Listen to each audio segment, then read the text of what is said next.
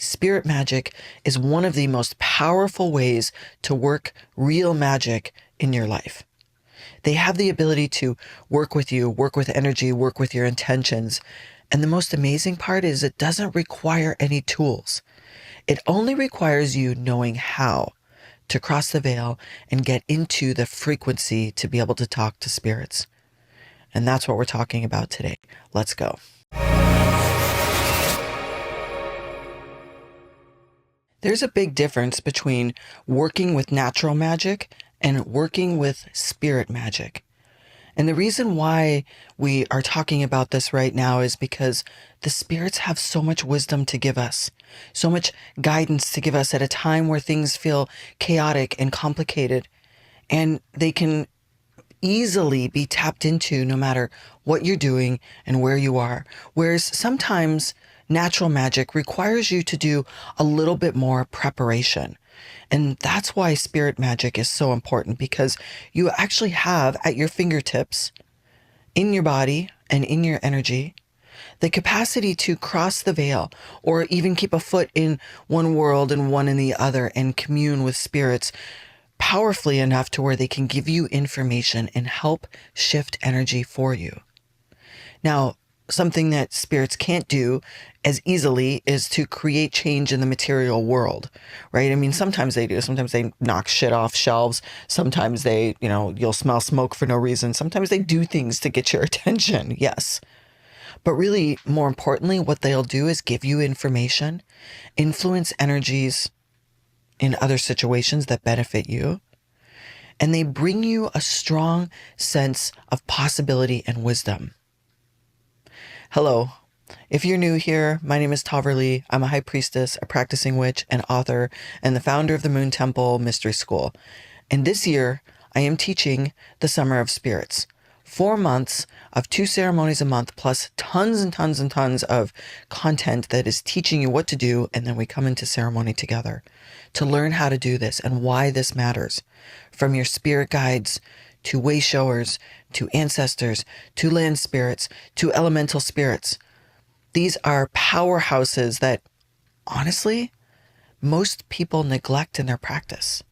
In fact, I would say that most witches or people on the spiritual path, whatever definition you give yourself, most will call in a god or a goddess, right? Like deities, like high level, 8th dimensional beings and above. Whereas there are many spirits that once used to be human from a long time ago, even in some instances, that are here and want to work with you. Now, there's a difference between a spirit that comes and pierces the veil to you, meaning you dream about faces that you have never seen before. I was on a live stream last night, and there was an individual that told me the story of how she's been dreaming of these people that she's never seen before. And they're speaking in a different language. And she's speaking back to them in a different language. And I'm like, aha. And I explained to her what that meant.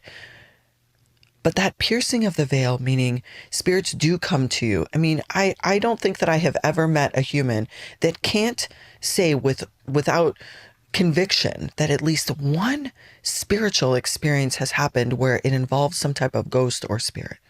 I don't know a single person who can't say I've had at least one thing happen in my life. Those are spirits piercing the veil towards you.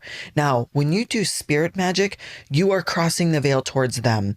And the reason why I'm teaching this in the method that I am is because I know that many people will be nervous. They'll be afraid of calling in bad spirits or, how do they know what spirit it is? So I'm teaching that. I'm teaching how to set a container, how to do it safely, what to look for, what to not look for. And honestly, if you're not playing in dark fields, you have less to worry about than you think. The darkness that you should be worrying about is on this planet and is in human form, way more so than in the spirit form. So I will tell you right now that 99% of the time, that's not an issue unless you're playing in those fields. So spirit magic is knowing how to connect with a certain spirit that will help you gain what it is that you desire. I mean, magic is the manipulation of energy to your benefit. You can use that for positive or negative, right? Just like anything in life, there's good and bad in all things.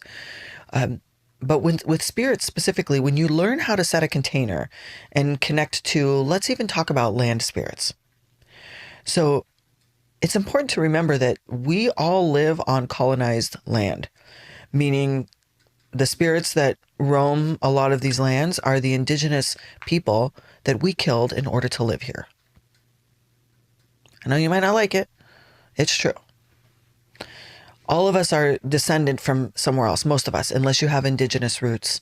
And I tell you this because there's a lot of those spirits around, and I'm not saying that they're holding that like that negative charge, but more that, you know, they fostered the land for a long time, or even 50 years ago, someone that fostered the land and then maybe died there will be there, and you can connect with them. And if you utilize this as a way to create more meaning in your life, to bring in more wisdom, to have them work in partnership with you, it's so beautiful. I'll tell you a story of one of the most profound spirit experiences that I've ever had. And it was when I was planning to buy the house that I live in now. And as I was starting to look through different homes and I was looking at listings, you know, even though I'm a witch, I still have to like look at listings. And I'm looking at listings, and there was one house that I liked, and then it sold before I could put an offer in, and then another one, and I wasn't clear. And then in Journey Space, during the middle of the day, one day, I got this message from a spirit that said, I've put a bubble over the house that's meant for you. And I'm like, what? What? And I said, okay, I journaled this out. I trust. I know I've been doing this long enough to trust when I get these messages. So I trust. I write it down, and the next day I go and I'm looking through the listings again, and this house appeared, and it looked ginormous. It literally looked like a witch castle. I have a fourth floor, like a big widow's peak up top, but it was older, and I got a strong buzzing in my belly that yes, this is it. Like, I'm here. This is the house. And this spirit told me that his name was Larry. And I thought, Larry, Lloyd, I wasn't sure. And then everything just happened so fast. So I set that aside. It was like in one page of my journal. I had a journal preparing to move and buy a house. And so one page of my journal had these notes on it. I flipped the page really quick and worked with an agent, put an offer in. House offer was accepted. So between the time that the offer was accepted and I knew I had to like pack up, I was moving literally across the country. So I had to, get all my stuff organized. And one day I just kind of in the midst of the busyness, I took a breath and I'm like, I'm just going to look this up. So I did some research. I did some research on the address and obituaries. And I came up with a woman that had lived here and had died like in her older age. There was an obituary, and then it listed her children's name, which was the children that were selling me the house. And I'm like, wow, so I'm buying the house from the original owners. That's really cool. No mention of any Larry, Lloyd.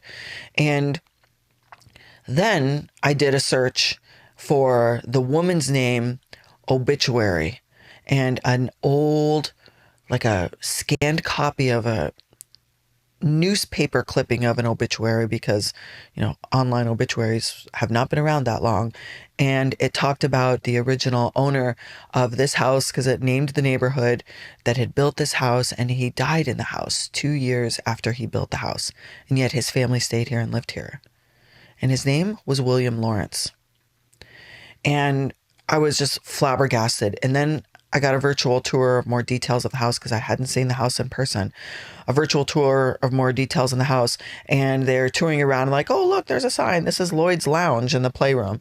And I'm still buzzing. And so I received these beautiful confirmations. I knew this to be the case, and I felt really excited and really, really happy. And there's so much more that happened with this story, but I'll tell you this last piece that was so interesting is right maybe 2 weeks before closing, I got a message from Lloyd. I'll call him Larry, from Larry. I got a strong message from him that said, don't take anything out of the games room. And I switched back to that page of my journal to the notes I had written down and realized, okay, yes, his name was William Lawrence. He wants me to call him Larry. Got it. I say, okay, don't take anything out of the games room. And that's the lower level. I live on an island, so we have lower levels that are prepared for flooding. So the main levels that you live on are lifted. So the lower level has this big games room in it. And I said, well, in my mind, I said, well, what do you mean don't take anything out of the games room? What are they leaving? And I got no messages back from Larry. So I pick up my phone and I call my real estate agent and I say, this is going to sound quite odd, but I have a question for you. And he said, yes. And I said, are they leaving anything in the games room? Are they leaving any of the stuff there? And he's like, I wouldn't think so, but I'm happy to call and ask. I said, okay, thank you. And he said, well, why do you ask? And I started to laugh and I'm like, oh, here we go. And I said, well, I'm a practicing witch and a psychic. And I got a message from Larry, who originally built the house, asking me not to take anything out of the games room. Dead silence. The real estate agent, I wasn't seeing him. It was just a phone call. I could just feel his whole body like I could just feel the shock, and I let him just live in the shock. I'm like, you can live in the shock. And he's like, okay, I'll call you back. And he said it with a higher voice. And sure enough, 7 minutes later, he called me back and he said, wow, this is really strange. But everything that's in the house now is being left. I said, what do you mean, everything? Because I have a whole house. I'm moving there. Like, what do you mean, everything? He said, everything. They've already moved out. They've left. Crazy enough, I was moving from Colorado here. He said, crazy enough, the kids that are selling the house have already moved to Colorado. Whoosh!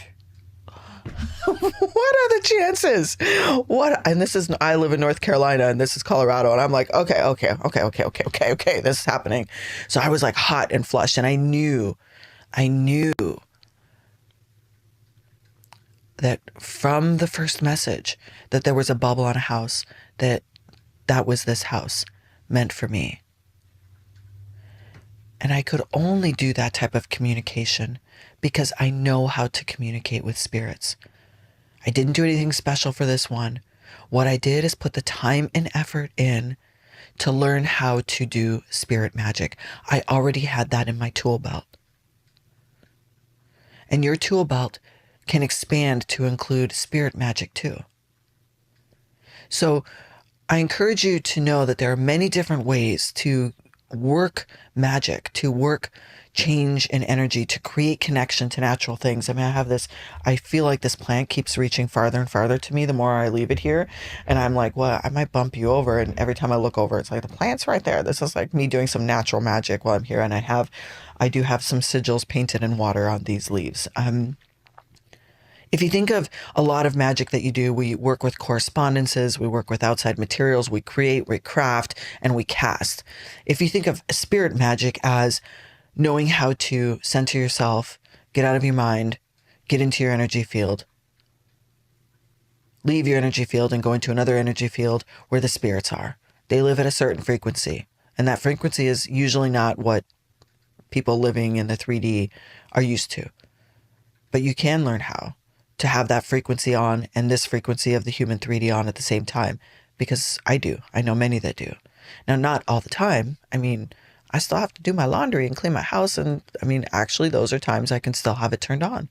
But I might have business meetings and work to do and family gatherings. Well, I can still have that frequency turned on because often then I will be able to see and communicate with spirits that are with other people. That could be their guides. That could be spirits of a new place I'm going to. That could be spirits of an office, spirits of a business. But the fundamental work of knowing how to cross the veil and open yourself up to the channel that the spirits live on is so powerful, and it's magic, and it will probably replace a lot of the small spells that you do because you don't need tools for it. You just need to know how. All right. So I hope to see you in Summer of Spirits. I will put the link. See, I told you it's like close. I will put the link in the description. You should join me. It's going to change your life. I'm excited to see you there. And thanks for listening. Don't forget to subscribe or leave me a review or comment, all the things, because you know that YouTube likes that and it helps me get in front of more people. So thank you, and I'll see you soon.